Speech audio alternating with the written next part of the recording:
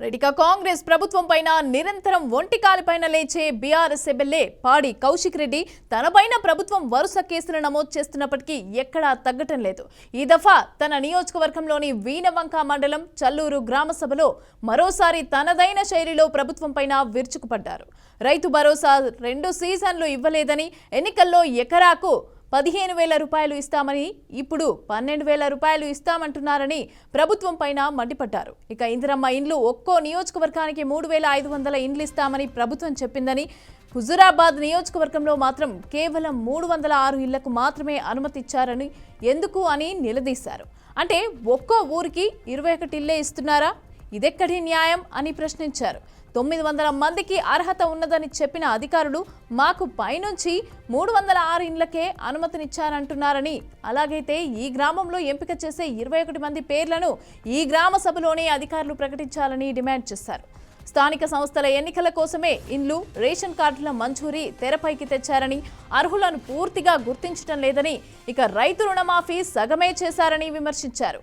ప్రజల సమస్యలను ఎండగడుతూ రైతులు, కూలీలు, పేదల హక్కుల కోసం రాష్ట్ర ప్రభుత్వాన్ని ప్రశ్నిస్తూ ప్రజా పోరాటాలు కొనసాగుతాయని ఈ సందర్భంగా పాడి కౌశిక్ రెడ్డి స్పష్టం చేశారు.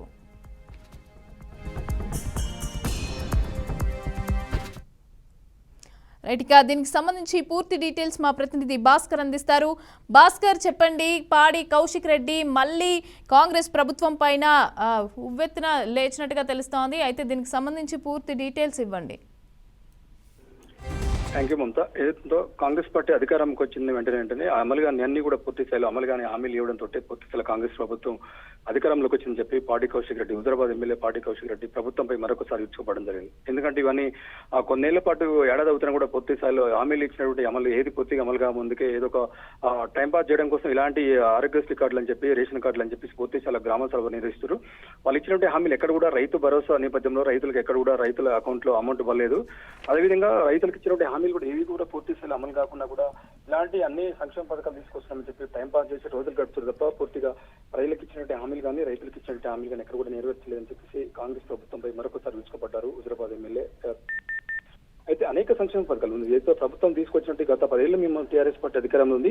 టీఆర్ఎస్ పార్టీ చాలా సంక్షేమ పథకాలు తీసుకొచ్చింది. ప్రజలకు అందే విధంగా ప్రతి ఇంటికి ఒక సంక్షేమ పథకం ఉంది. అలా కాకుండా ఇప్పటికీ కాంగ్రెస్ పార్టీ అధికారంలోకి వచ్చే ఏడాది పూర్తయిన నేపథ్యంలో ఎక్కడ కూడా రైతులు కావచ్చు, ఇటు కార్మికులు కావచ్చు, కర్షకులు కావచ్చు, ఎవరు కూడా ఉద్యోగస్తులు కావచ్చు, ఎవరు కూడా హ్యాపీకి లేదు. ప్రభుత్వం టైంపాస్ చేసే విధానంగానే ప్రభుత్వం ముందుకు పోతుంది తప్ప ఇప్పటికైనా మొండి వైఖరి నిరసించి పూర్తి స్థాయిలో హామీ ఇచ్చినటువంటి అన్ని సంక్షేమ పథకాలు ప్రజలకు అందే విధంగా ప్రభుత్వం చర్యలు తీసుకోవాలని చెప్పేసి పాడి కౌశిక్ రెడ్డి డిమాండ్ చేసిన పరిస్థితి. అదేవిధంగా సీఎం రేవంత్ రెడ్డి ఏదో వాళ్ళు ఓన్లీ కాంగ్రెస్ కార్యకర్తలకే రేషన్ కార్డులు కానీ, సంక్షేమ పథకాలు కానీ ఇస్తుందని, సామాన్య ప్రజలకు ఎవరికి అందే విధంగా ప్రభుత్వం చర్యలు తీసుకోవడం లేదని చెప్పి మరొకసారి ప్రభుత్వంపై విమర్శించారు.